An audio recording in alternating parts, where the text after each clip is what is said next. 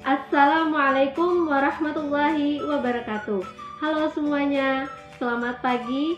Perkenalkan, nama saya Zahra Tulusna dari kelas 36 dengan NPM 306206083 dengan program studi S1 Pendidikan Guru Sekolah Dasar. Nah, video ini saya buat untuk memenuhi tugas mata kuliah Bahasa Indonesia Keilmuan dengan dosen pengampu Ibu Dr. Hajah Ida Rusdiana. Nah, materi yang akan saya sampaikan yaitu dengan pokok bahasan kalimat efektif dan 3 sub pokok bahasan. Yang pertama adalah pengertian kalimat efektif, yang kedua syarat kalimat efektif, dan yang ketiga adalah jenis kalimat. Kita masuk materi yang pertama, yaitu ada pengertian kalimat efektif. Sebelum saya menjelaskan apa itu pengertian kalimat efektif, nah kalian tahu nggak sih apa itu kalimat? Nah, kalimat merupakan satuan bahasa yang berupa kata ataupun rangkaian kata yang dapat berdiri sendiri dan menyatakan makna yang lengkap. Nah, jadi kalimat merupakan satuan bahasa yang terkecil yang mengungkapkan pikiran yang utuh baik secara lisan maupun secara tulisan. Nah, dalam wujud tulisan biasanya kalimat diucapkan dengan suara naik turun dan keras lembut, disela dengan jeda dan diakhiri dengan intonasi akhir.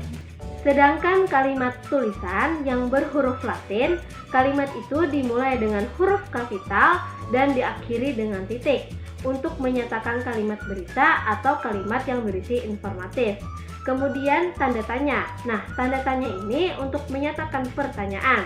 Kemudian ada tanda seru. Nah, tanda seru ini adalah untuk menyatakan kalimat perintah.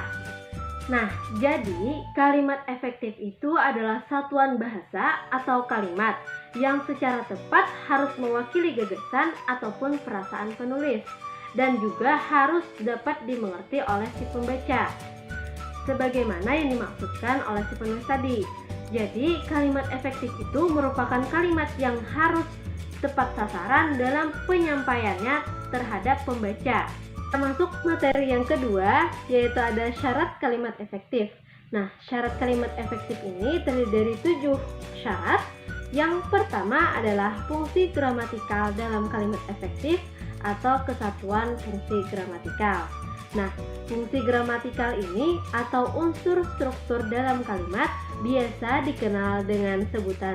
Yang pertama ada subjek atau yang disingkat dengan S, kemudian ada predikat yang disingkat dengan P, kemudian ada objek yang disingkat dengan O, dan ada pelengkap yang disingkat dengan pel, dan yang kelima ada keterangan atau disingkat dengan ket. Nah, fungsi subjek dan fungsi predikat ini harus ada dalam suatu kalimat. Nah, dan harus jelas juga. Contohnya seperti keputusan hakim perlu ditinjau kembali. Di sana terdapat subjek dan juga terdapat predikat. Syarat kalimat efektif yang kedua yaitu adalah kepaduan atau koherensi dalam kalimat. Nah, kepaduan dalam kalimat efektif adalah hubungan timbal balik atau hubungan kedua arah di antara kata atau frasa dengan jelas, benar, dan juga logis. Artinya dapat diterima oleh pikiran orang masing-masing. Nah, contoh kalimat yang tidak koherensif, setiap hari dia pulang pergi Bogor Jakarta dengan kereta api. Nah, menjadi kalimat yang koherensif atau mengalami pembetulan kalimat, setiap hari dia pergi pulang Bogor Jakarta dengan kereta api. Mengapa kalimat pertama tidak koherensif? Karena di sana terdapat kata pulang pergi. Semestinya pergi dulu baru pulang. Kemudian syarat kalimat efektif yang ketiga yaitu ada kehematan kalimat atau ekonomi bahasa. Nah, kehematan kalimat atau ekonomi bahasa ini adalah penulisan kalimat yang secara langsung menyampaikan gagasan atau isi pesan kalimat yang ditulis secara jelas, logis, dan juga lugas.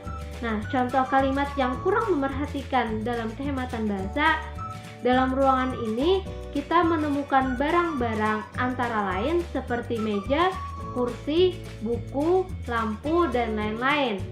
Nah, kalimat tersebut semestinya ditulis dalam ruangan ini kita menemukan meja, lampu, kursi, buku, dan lain-lain. kata barang-barang, antara lain dan juga seperti itu semestinya tidak lagi usah ditulis karena memiliki makna yang sama. Kemudian syarat kalimat efektif yang keempat yaitu ada penekanan dalam kalimat. Nah, penekanan atau penonjolan dalam kalimat efektif ini adalah upaya penulis untuk memfokuskan kata atau frasa dalam kalimat. Nah, penekanan biasanya dilakukan dengan kalimat tulis atau kalimat lisan. Nah, dalam kalimat lisan biasanya dilakukan dengan intonasi yang disertai dengan mimik wajah dan juga bisa disampaikan dalam bentuk nonverbal lainnya. Nah, dalam kalimat tulis dapat dilakukan dengan 5 cara. Yang pertama ada mutasi, yang kedua ada repetisi, yang ketiga ada kursif, yang keempat ada pertentangan, dan yang kelima ada partikel. Syarat kalimat efektif yang kelima yaitu ada kesejajaran dalam kalimat. Nah, kesejajaran dalam kalimat ini adalah upaya penulis untuk merinci unsur yang sama penting dan juga unsur yang sama fungsinya, baik itu secara kronologis maupun secara logis dalam suatu kalimat. Nah, dalam kalimat maupun dalam paragraf, rincian itu harus menggunakan bentuk bahasa yang sama, yaitu sesama kata, sesama frasa, atau sesama kalimat.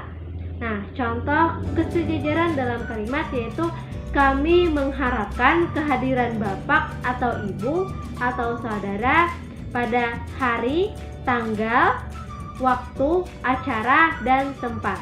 Kemudian syarat kalimat efektif yang keenam yaitu menggunakan berbagai variasi dalam kalimat.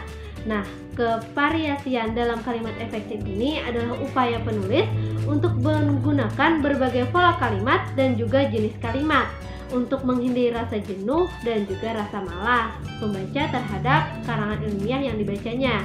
Jadi, menggunakan berbagai variasi dalam suatu karangan ilmiah ini sangat diperlukan sekali untuk menghindari rasa bosan yang cepat terhadap pembaca. Kemudian, syarat kalimat efektif yang ketujuh yaitu ada penalaran. Nah, penalaran dalam kalimat efektif ini adalah proses mental yang mengembangkan pikiran logis atau nalar dari beberapa fakta ataupun prinsip. Nah, hal yang diutamakan dalam penalaran adalah proses berpikir yang logis, artinya dapat diterima oleh akal pikiran kita, tetapi bukan dari perasaan ataupun dari pengalaman. Nah, contoh kalimat yang salah nalar yaitu meskipun dia datang terlambat, namun dia dapat menyelesaikan masalah itu. Semestinya kalimat tersebut ditulis meskipun datang terlambat, dia dapat menyelesaikan masalah itu. Kemudian materi yang ketiga atau yang terakhir adalah jenis kalimat. Nah, jenis kalimat ini terbagi menjadi 4 bagian. Yang pertama adalah jenis kalimat berdasarkan jumlah klausa. Nah, jenis kalimat berdasarkan jumlah klausa ini terbagi menjadi 2 bagian. Yang pertama adalah kalimat tunggal dan yang kedua adalah kalimat majemuk.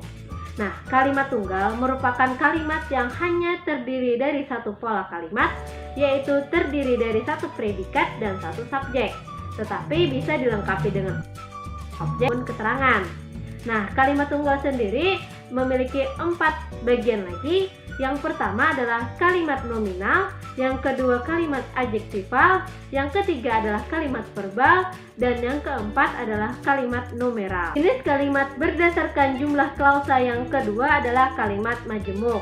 Nah, kalimat majemuk adalah penggabungan 2 kalimat tunggal ataupun lebih, sehingga kalimat yang baru mengandung 2 atau lebih klausa.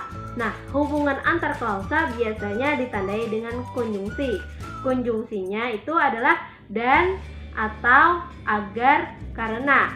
Nah, kalimat majemuk sendiri terbagi menjadi 2 bagian.